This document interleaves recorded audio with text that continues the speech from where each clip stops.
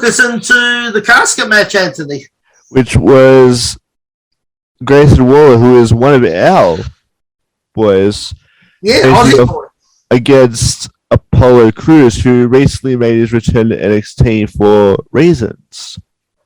Well, unfinished business, he said, but... He got dropped from the main card in reality. Which is a shame when you think about someone who's been an Intercontinental Champion. He's been at WrestleMania. I mean, he was good, but... He's physically good.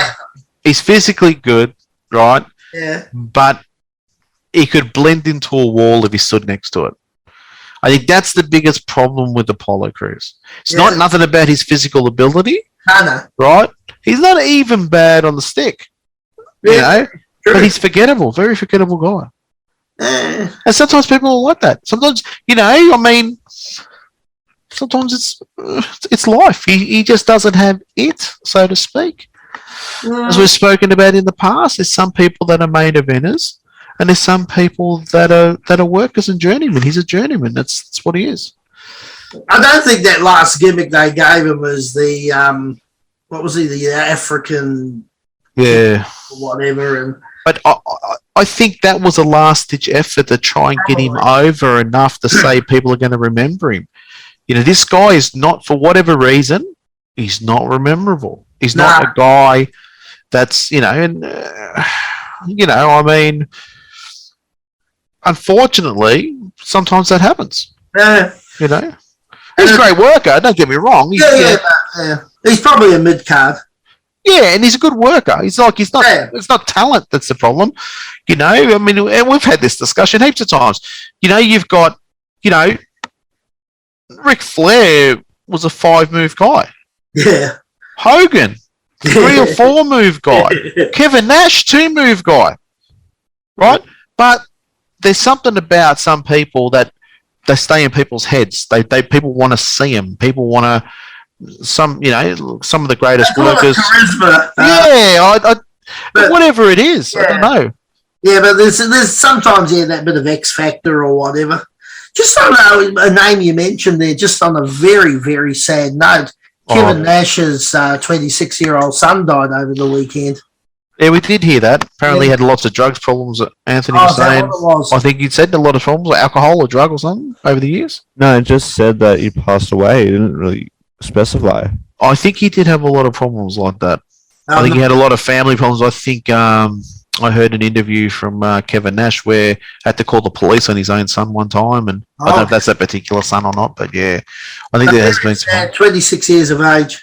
Yeah, that's not good at all. But anyway, Aussie Grayson Waller, I think he actually he's got a little bit of it factor. Yeah, he's good on the stick. He's very good on the stick. He's that type of. He could be sort of like that crybaby heel type. Yeah. You know, like, I like them. I think there's something about him if he's handled properly. Yeah, I agree. I think there's something. I'd like to see him teamed up with that other Aussie who's not getting much of a go, and he's about 7 foot tall, that Duke Hudson. Yeah. I reckon they could form like a Twin Towers bloody tag team. What I'd like to see from Grayson Waller, because his work is pretty good. Yeah. Right? His work is good. It's constructed well. Makes sense what he does in the ring. Yeah. To take maybe a leaf out of MJF's book. You know, if he's going to be a heel, be a serious heel. Don't try and be a comical heel. You know, I think, you know, if he's a serious heel, he could go really, really far. You know, he could do a lot. I think when I watch him, it's almost like everything he's saying to people's with a wink and a smile. You know, I think if he's a bit more, you know, of an angry heel, you know, a bit more of a, I'm just better than you no matter what. You know, I come from the greatest country in the world. We have the greatest people. We have the best economy. We're better than you Americans. You know, you wish what we are. He could be a lot more successful than trying to be the Australian larrikin, cheeky larrikin that's a bit of an arsehole. You know, I think that, you know, that would be worth for himself to look at, right? Because he'd get right over. Before? I wrestled his trainer, Ryan Eagles. Who? Ryan. Is it Ryan or Robbie? Robbie Eagles. Robbie Eagles. Oh, was he Yeah. his trainer? Yeah, I wrestled him quite a few times and tagged with him and was part of the same stable back at PWA. Okay. So I'd never heard of him before being over there. Well, not that I was aware of anyway. yeah, him and Jesus. Yeah, Robbie and his wife. Which his wife is a really good worker. Oh, really? Pardon? Madison, yeah. Absolutely gun of a worker. She's better than Robbie, truth be known.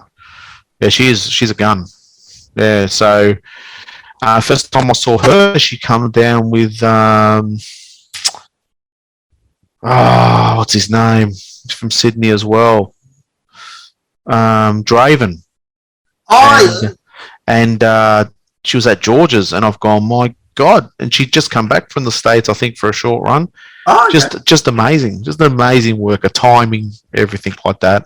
Okay. Trained a lot of really good. I think the two American girls, the tag teams, the Australian ones, sorry, the tag team ones that were in WWE. I can't remember their names now. Oh, they were. Yeah. I think they're in Impact now. Yeah, they were trained from her as well. Oh, really? Oh, yeah, no, she's very good. Oh, Robbie's good too, but she's really, really good, Madison. Okay. So, look, I see good things for him. I think that, Yeah. but take a little bit of a leaf out of MJF's book and be that, I'll do anything to win kind of heel, and I'll say anything. There's no rules. I think it'd do him better. And like I said, Apollo Crews, never any issue with his work, but he's just, I don't think he has it. I think they've sent him down there to say, well, you're an experienced guy. You can work with guys like Grayson Waller and build them up. Okay. I think Maybe, yeah. I think that's what it is. So Was a botch at all when he went through the first coffin, or do you think that was meant to be? I reckon it was meant to be because I had another one there ready to go. Oh, they probably have two anyway, just in case. But Different one, though. The other one was a lot bigger. The other one looked like the one that they actually used in the matches. The other one looked like a shitty one that somebody could go through. yeah. So when I looked and when they rolled in, I've gone, that was pretty shitty for. Yeah, I actually thought the same thing, and I thought, oh, okay, but I thought, oh, well, My biggest negative to all that is I wrote down here another gimmick match. Why one after the other? The whole pay-per-view was a gimmick match. Yeah, I know, but I said why another one? Because you would have thought you would have went for just a good solid match and then went for another gimmick match. Yeah. After that, split the card up. Match was okay. I gave it a 5. I gave it a 5. What did you think, Anthony? I do see a lot out of Grayson Waller. Like when I first saw him, like I knew I liked him because I hated him. If that makes sense. Yeah. Because he's the annoying heel, which is Good.